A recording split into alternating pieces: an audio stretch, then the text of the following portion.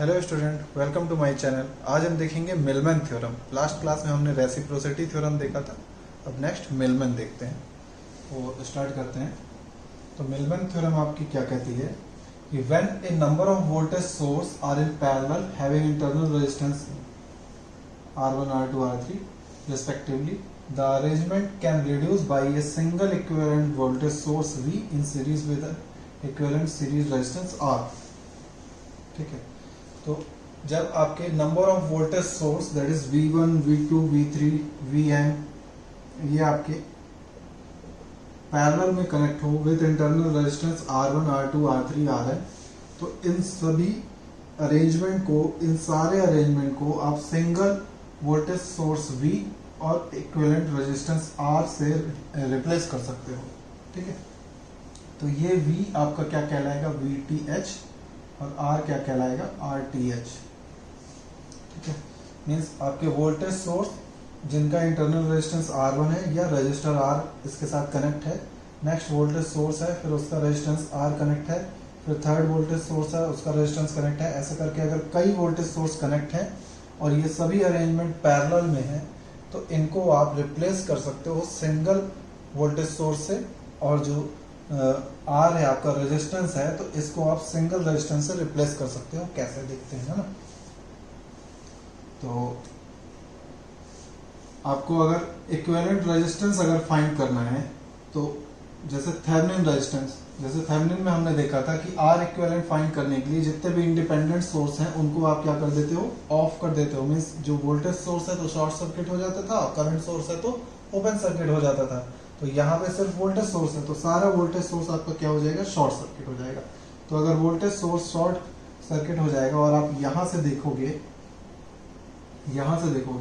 तो ये सभी शॉर्ट हो जाएंगे, तो ये सारे रजिस्टर आपके पैरेलल कनेक्ट हो जाएंगे, सारे रजिस्टर आपके पैरेलल कनेक्ट हो जाएंगे।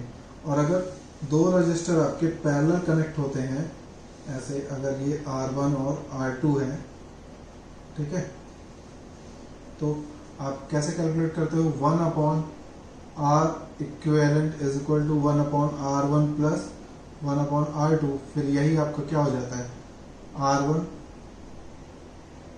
Plus R2 divide by R1 R2। फिर R इक्विवेलेंट अगर ऐसे ऊपर ले जाओ तो फिर उसको कैसे लिखते हो, R1 R2 divide by R1 plus R2, है ना। पहला अरेंजमेंट आपका ये होता है, फिर इसको सॉल्व करके आप ऐसे लिखते हो।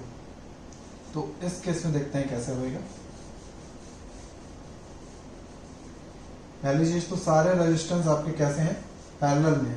तो R इक्विवेलेंट 1/R इक्विवेलेंट मैं ऐसे लिख सकता हूँ, 1/R1 plus 1/R2 plus 1/R3 plus dash dash dash plus 1/Rn। ठीक है, इसको ऐसे लिखा जा सकता है। अच्छा, अब 1/R आपका क्या कहलाता है, कंडक्टेंस। क्या कहलाता है, कंडक्टेंस, जिसको G से रिप्रेजेंट करते हैं। किससे रिप्रेजेंट करते हैं, G से। तो यहाँ पे ये भी बोल सकते हैं कि G equivalent is equal to G1 plus G2 plus G3 plus dash dash dash Gn। इसको ये भी लिख सकते हैं, है ना। तो आपका R इक्विवेलेंट क्या आ गया, ये आ गया। ओके, अब नेक्स्ट, अच्छा यही R इक्विवेलेंट आपका क्या है, RTh है। यही R इक्विवेलेंट आपका क्या है, RTh है। इसको अगर RTh के फॉर्मेट में लिखना है आपको, तो इसको यहां पे लिख देता हूं ऊपर पे।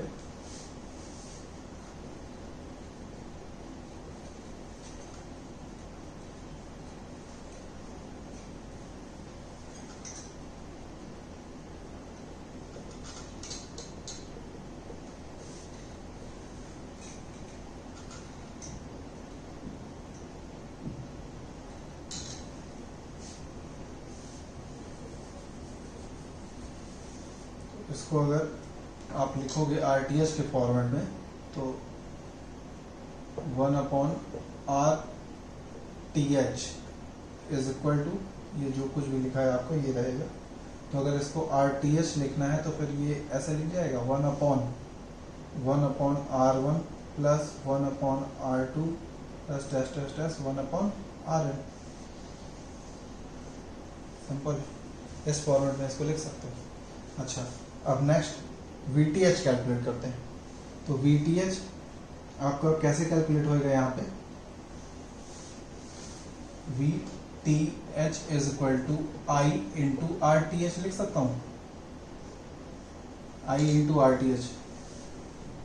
तो I आपका क्या होगा, यहाँ पे करंट क्या होगा, V divide by this resistance, यहाँ पे करंट क्या होगा, V2 divide by this resistance, यहाँ पे V3 divide by this resistance. तो इसको ऐसे लिख सकते हैं, V1 divide by R1 plus V2 divide by R2 plus V3 divide by R3 plus dash dash dash Vn divide by Rn। Okay, ये हो गया आपका I। अच्छा, इसको शॉर्ट सर्किट करंट बोलते हैं, तो ये I हो गया आपका। फिर RTH ये है, यानी 1/1/R1 plus 1/R2 plus 1/R3 plus dash dash dash plus 1/Rn। ये हो गया, है ना। इसको अब G के फॉर्म में लिख लेते हैं इस तरह। तो 1/R कितना हो जाएगा, V1 G1 plus V2 G2 plus V3 G3 plus dash dash dash Vn Gn divide by ये आ जाएगा G1 plus G2 plus G3 plus dash dash dash Gn। तो ये क्या हुआ आपका VTH। या तो ऐसे ही लिखे रहने दो, ये इसके नीचे आ जाएगा ये सारा टर्म, या तो इस फॉर्मेट में लिख लो। तो ये हुआ आपका RTH, ये हुआ VTH।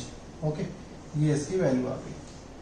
अच्छा, ये देखने में जितना आपको कॉम्प्लेक्स लग रहा है, तो इसके क्वेश्चन बहुत ही सिंपल है ना। तो देख लेते हैं एक क्वेश्चन, इसका एग्जांपल करके देख लेते हैं।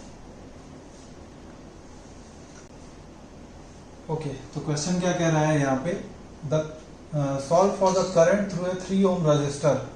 इस 3 ओम रजिस्टर से आपको करंट फाइंड करना है।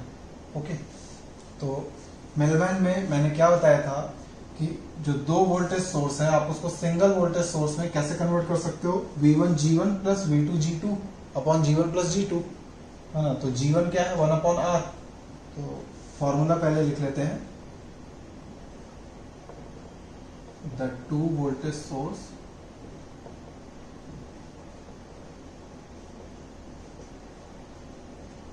can be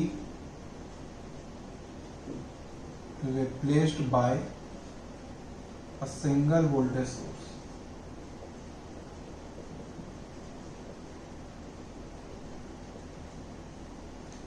ठीक है, तो VTH आपका कितना आ जाएगा, V1 G1 plus V2 G2 upon G1 plus G2।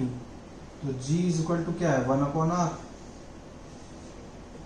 तो V1 कितना है, 10 वोल्ट, G1 कितना है, इसी के साथ जो अटैच है रजिस्टर, 1/2 प्लस V2 कितना है, 15, ये कितना है, 1/4 डिवाइड बाय 1/2 प्लस 1/4।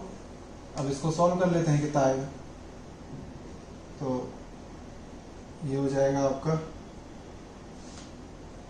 4, एलसीएम ले लेते हैं, तो ये कितना होएगा, 40 प्लस 15 डिवाइड बाय 4। यहाँ पे 4 ले लेते हैं तो कितना आएगा, सॉरी 40 नहीं आएगा, 20 आएगा। 20 प्लस 15 डिवाइड बाय 4, यहाँ पे कितना हो जाएगा, 2 प्लस 1 डिवाइड बाय 4। 4 से 4 कैंसिल आउट हो गया, तो ये 35 डिवाइड बाय 3। तो VTH 35 डिवाइड बाय 3, है ना। तो ये कितना आ जाएगा आपका, 11.6 volt, 11.6 volt. Next RTH calculate करना है। तो RTH कैसे कैलकुलेट होएगा, G1 plus G2 means 1/R1 plus 1/R2 तो 1/2 प्लस 1/4, इसको सॉल्व करोगे तो कितना आएगा 4, 2 प्लस 1 मीन्स 3/4, 0.75 ओम RTH। ठीक है, तो VTH निकाल लिया आपने, RTH निकाल लिया, तो सर्किट कैसा बन जाएगा, ये RTH हो गया, ये VTH हो गया, और ये आपका लोड कहला जाएगा 3 ओम। तो इस 3 ओम से आपको करंट फाइंड करना था, तो हो गया ये 0.75 और ये 11.6 ओम है ना। तो ये I फाइंड करना है, तो सिंपल है, अब I इज इक्वल टू क्या होगा, V/R 11.6 डिवाइड बाय 3.75। इसको आप सॉल्व करोगे तो कितना आएगा 2 पॉइंट,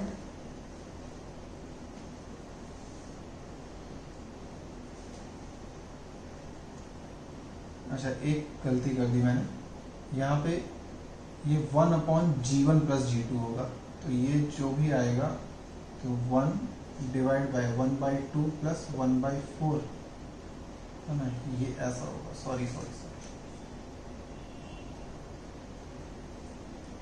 इसको सॉल्व करेंगे तो 1 डिवाइड बाय 3/4 मीन्स 4/3, तो 1 पॉइंट आपका कितना बनेगा, ये 3 हो गया, और ये 1.3 कुछ समथिंग आएगा,